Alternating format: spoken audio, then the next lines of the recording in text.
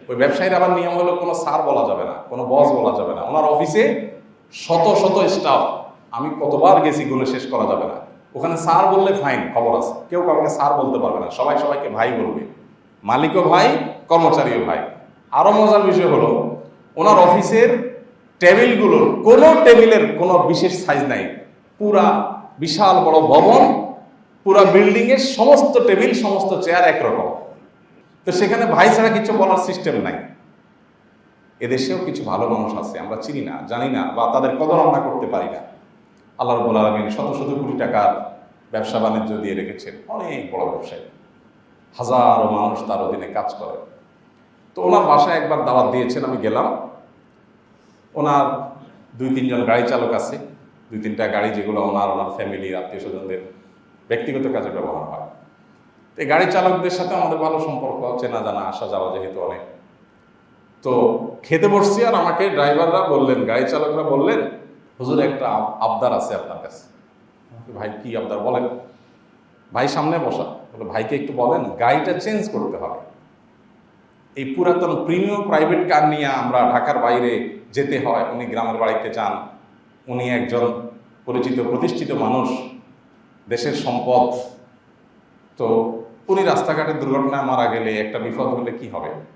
ওনাকে বলেন একটা ভালো গাড়ি কেনার জন্য। আমরা আজ অনেকদিন ধরে বলতেছি, উনি কোনো কথা শুনতেছেন না, এই পুরান গাড়িটা চলা যায় না। তো আমি সাথে সাথে ধরলাম, ভাই ওরা তো ঠিকই বলছে, এই পুরাতন প্রিমিয়ামে কেন চলবেন না? আপনার তো টাকার অভাব নাই, একটা ভালো গাড়ি কেন কিনেন না? ঠিকই তো বলছে তারা, সেফটি, নিরাপত্তার ব্যাপার স্যাপার আছে।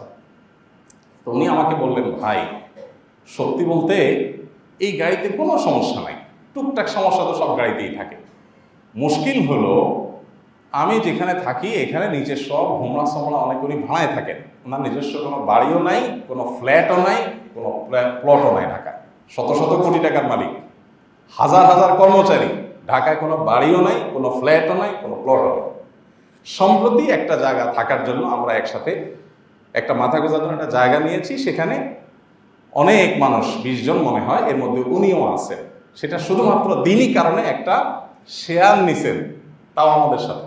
তো আমি প্রসঙ্গত ওনাকে জিজ্ঞেস করলাম, ভাই নাই কেন, সমস্যা কি? একটা ফ্ল্যাট থাকার জন্য থাকতেই পারে। উনি বললেন যে ভাই ফ্ল্যাট মালিক বা বাড়ি মালিকের একটা ভাবসাব চলে আসে, অহংকার চলে আসে।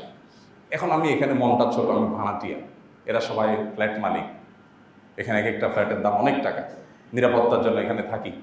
তো আমি ফ্ল্যাট মালিক না, এই কারণে আমার মধ্যে একটা মনটা ছোট থাকে। মসজিদে আসি আমি বিনয়ের সাথে, কারণ বাড়িওয়ালা না, আমার ভাবসাব নাই।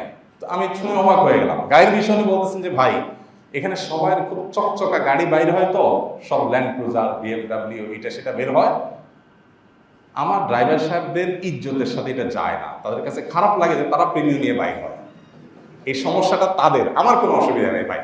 এখন আপনি তাদেরকে বোঝান যে তাদের এই খারাপ লাগাটা উচিত কিনা। আমার তো খারাপ লাগে না, আমার কোনো অসুবিধা নেই, আমার চলার জন্য একটা গাড়ি হইলেই হলো।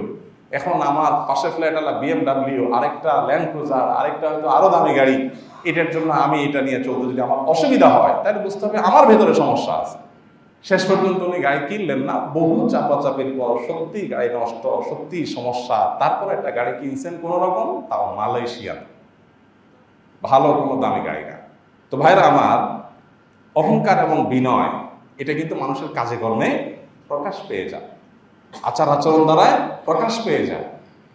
আপনি যে কোনো চেয়ারে বসতে চান না, আপনি সামনে না বসে পিছনে বসাইলে আপনার ইজ্জত লাগে, অহংকার। এগুলো অহংকারের সিমটম, ক্যান্সারের মতো, বোঝা যায় না, অনেক দেরিতে ধরা পড়ে।